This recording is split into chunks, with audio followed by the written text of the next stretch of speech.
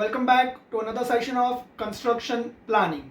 Students, in the previous session of construction planning, we have started seeing a numerical based on CPM method. And in that first numerical, we have covered up to total float. Now to understand the total float, we have discovered the four timings, that is EST, EFT, LST, LFT, and the total float was earliest start time minus earliest finish time.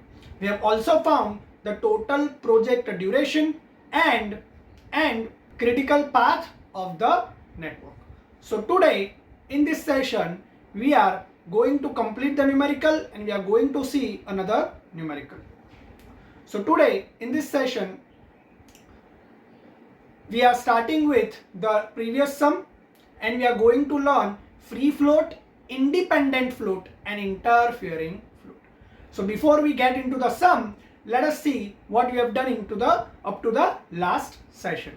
Alright, so that was our numerical which we have started, that activity A to I, in which we have to find total float, critical path and a table of floats. So when you are given a network with the activity and the timings, the first thing which you need to do is forward path analysis and backward path analysis. So what was forward and backward? Let us see. So here is the network diagram having forward path analysis and backward path analysis. Forward path analysis, that means from event number 1 we traveled up to event number 6, and from backward is we traveled from event number 6 to again 1. We started from the project day 0 up to event 6, that was 11. Then and backward path we have started with the 11 and we came back to 0. So that was our forward and backward path analysis. Now let us see the table up to total float. So as you can see in the table, EST, EFT, LST, LFT. Now how to find EST? Let us come back to the network. So in this network, if you want to find EST, so what is EST? Early start time. So focus on the activity A. Focus on the activity A. So ahead of the arrow, upper value. Ahead of the arrow, upper value. So that is your earliest start time. So for A, B, C, EST will be 0. Now let us see for the D. Now D, ahead of the arrow, upper value, that is 3. For E, ahead of the arrow, it is 4. And same as we have completed for all the activities. So let us come back to the table. So that is how we have completed EST. Now what is EFT? Earliest finish time. So EFT equals to EST plus duration. EST plus duration. So we have done EST plus duration. Now for LST and LFT, we need to focus on LFT. So how to find LFT? Let us come back to the network. So in the network, again, behind the arrow, below value, or where the arrow is getting completed, below that value. LFT is where the arrow is getting completed, below value. So for A, below end of the arrow, below value, that is 7. For B, end of the arrow, below value, that is 3. For C, again end of the arrow, below value, that is 7. For D, again end of the arrow, below value, 7. So that is how we can find the LFT. So let us complete the table of LFT. So that is the complete column of LFT. Now LST, latest start time. So what is latest start time? Latest start time. So latest start time is LFT minus duration. There is a simple equation, LFT minus duration. So for A, LFT was 7. duration was 4, so 7 minus 4, 3. For B, LFT was 3, duration was 3, so LST equals to 0. And by deducting duration from each LFT, we can complete the table. So that is how we have finished the LST.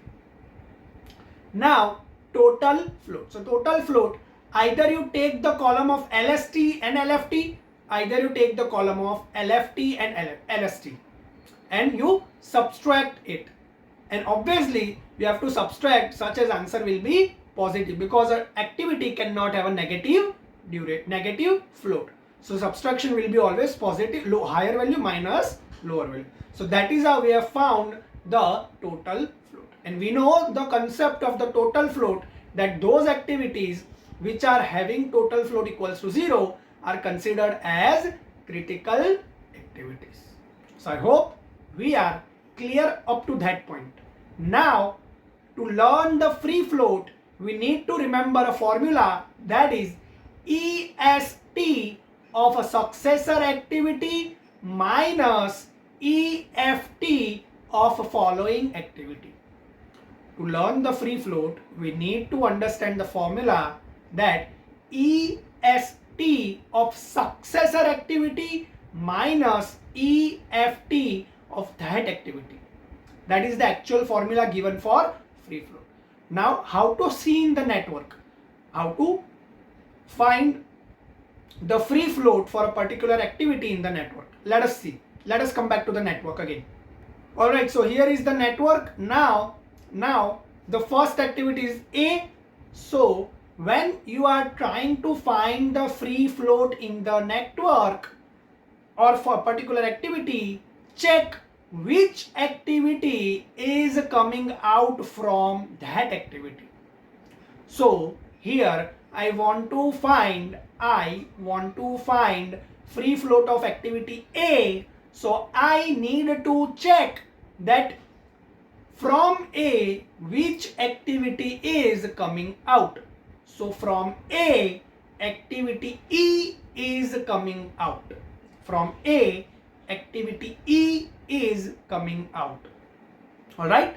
So I need to take EST of E. Successor. Who was successor? E was a successor of A. So EST of successor. So let us come back to the table. So I need to have an ion EST of successor minus EFT of that, which was the original activity A, from which E was coming out. So EFT of A, EST of E, EFT of A. So 4 minus 4, subtraction of that, 4 minus 4, that is 0. Alright. Now let us see for the B. Again the concept remains the same. Who is coming out from B? So here from B there are 3 activities coming out. There are 3 activities coming out. DFG. 3 activities are coming out from B. So let us see the EST of DFG. See who is coming out. Check EST of it, and from whom it is coming, take EFT of that. I am repeating it again, students. All you need to do is you need to play between who is coming out and from whom it is coming out. Who is coming out, you have to take EST of that, and from whom it is coming out, you have to take EFT of that. Alright. So here from B, DFG is coming out. So come back to the table and let us see the EST of it. So as you can see, EST of DFG is 3. DFG, all of them are 3. So EST will be only 3. You can take any one value. So all of them are same. So I will take 3. Now EFT of B. EFT of B. that is also 3. So 3 minus 3 again 0. 3 minus 3 again 0. Let us see for C. So for C, you can see H is coming out. H is coming out from C. So EST of H, that is 5. That is 5. Let us come back to the table.